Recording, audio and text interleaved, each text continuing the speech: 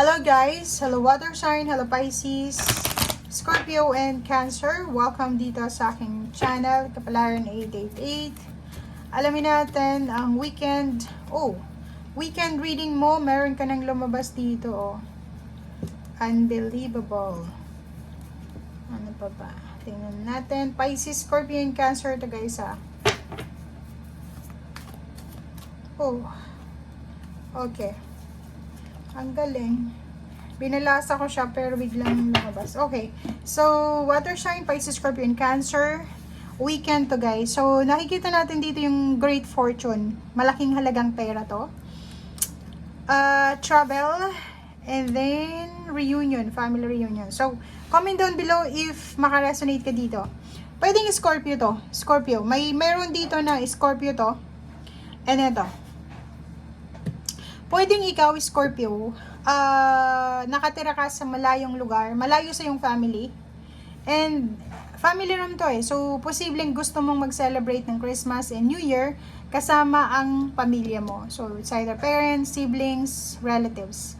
And posibleng makatanggap ka ng regalo, pera, para sa pamasahe mo dito sa travel. Or para sa pag-aasikaso ng papers or kano pa man.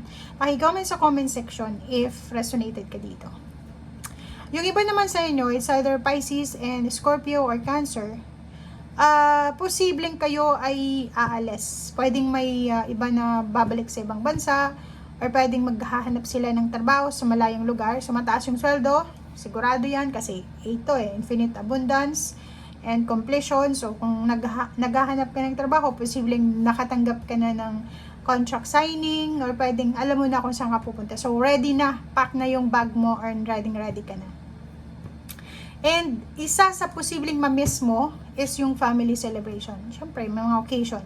But, yung gagawin mo na to na movement, etong travel na gagawin mo or work far away, ay ang focus mo dito is makapagpatayo ng bahay, maparenovate yung bahay mo, makabili ng bahay, makuha yung stability sa family, like makuha mo yung pangarap mong foundation.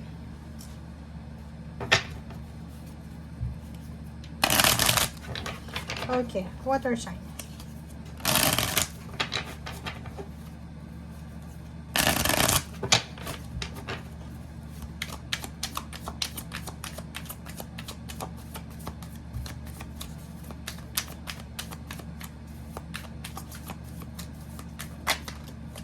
Okay, Queen of Swords. So, sa weekend na to, nakikita natin na focus mo sa weekend na to na siguro makaalis ka sa mga pain and heartaches, lalo na sa emotional. So, nakapag-desisyon ka siguro or magdi-desisyon ka sa linggong ito or sa weekend na to na okay, kailangan ko nang mag-move on. Kailangan ko nang kalimutan yung mga taong gumawa ng masama sa akin. Kailangan ko na sigurong patawarin yung sarili ko, patawarin sila, but kailangan ko din na i-let go na sila. So, parang ganun. So, nandito ka sa Ten of Swords, may mga closure dito. So, endings. It's a positive endings regarding relationship.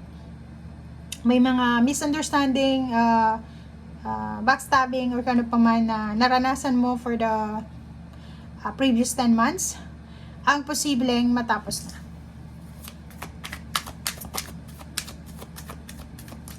May closure na siya.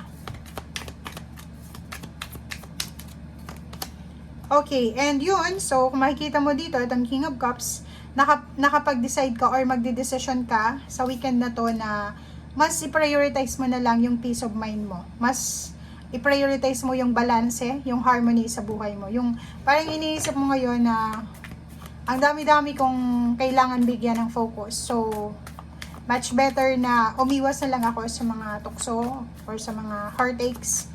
Kailangan ko nang kalimutan ng nakaraan para mag-focus na ako sa kasalukuyan and sa parating. Okay, 3 of Wands. So, mayroon ditong travel, pera, or ano pa man tong hinihintay mo, ang posibleng darating sa'yo sa araw na ito. Okay, Wheel of Fortune. So, yun. Siguro naghihintay ka ng pagbabago. Siguro 3 months ka na or 3 years ka nang naghihintay na magbago yung takbo ng iyong financial, Yung movement parang stagnation, yung bahay mo sobrang ingay, sobrang gulo. But this weekend, parang yung hinihintay mo na peace and harmony, balance, and new beginnings or pagbabago ay posibleng makuha mo siya. Wow!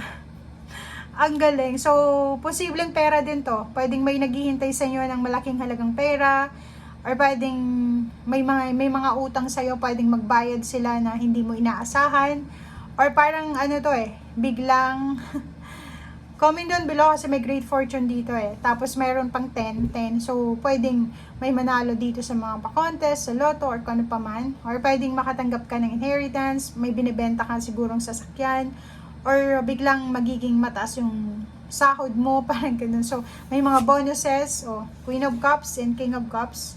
So, dito siya. Okay, sorry. Okay. And sorry. Dito. Okay, so balance. So sinasabi ng barahan na yung weekend na to is maayos yung weekend mo.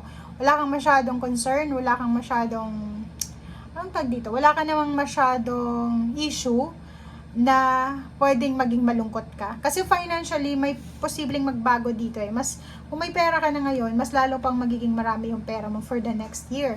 And sa relationship din ganun 'di ba? Yung parang yung 2023 mo hindi maganda yung relationship, so magfo-focus ka na lang sa peace and harmony, focus ka sa family mo, focus ka sa journey mo, focus ka sa kung ano itong gagawin mo. Okay? So yun, ang dami-daming balita dito. Pwedeng mga chismis. Mag-iingat ka dahil posibleng maraming chismis ka na maririnig sa araw na ito. Meron ditong, travel to, 'di ba? So, may iba sa inyo dyan na nag-iisip kayo kung saan kayo magta-travel, saan kayo lilipat ng trabaho, saan kayo magpapatayo ng bahay, saan ba yung next destination nyo for travel. Strength card, good health. So, sinasabi ng barahan na walang masyadong problema sa health mo, going stronger, mas magiging maayos ang health mo, mas magiging focus ka sa health mo, okay? So, dito naman sa Three of Pentacles, merong iba sa inyo dyan na posibleng business na sisimulan. So, parang ganun. And, kailangan nyo munang mag-research. Okay? So, kung sa araw na ito, may maisip ka, kailangan ko, may pera ako may kapital ako, pwede akong mag-business. Pag-isipan mo muna ng mabuti. Mag-research ka, magtanong-tanong ka kung ano itong klase ng business na gusto mong simulan. Magtanong ka sa mga taong pwede mong mapagkakatiwalaan, o yung mga taong gano'n na yung business, kung ano ba yung pwedeng mga do's and don'ts sa gagawin mo ito.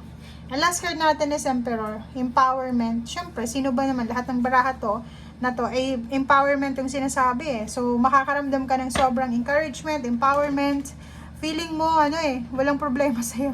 Feeling mo nasa iyo ng lahat, feeling mo swerteng-swerte ka. Parang feeling mo dito, ito yung parang patikim sa'yo ng 2024. Okay, so, Emperor card, meron ditong mga posisyon na pwedeng tumaas, pwedeng respect, pwedeng, marami yung susunod sa'yo maraming makikinig sa'yo, marami kang maimpluwensyahan, or maraming gustong maimpluwensyahan mo. So, comment down below. Thank you guys, bye!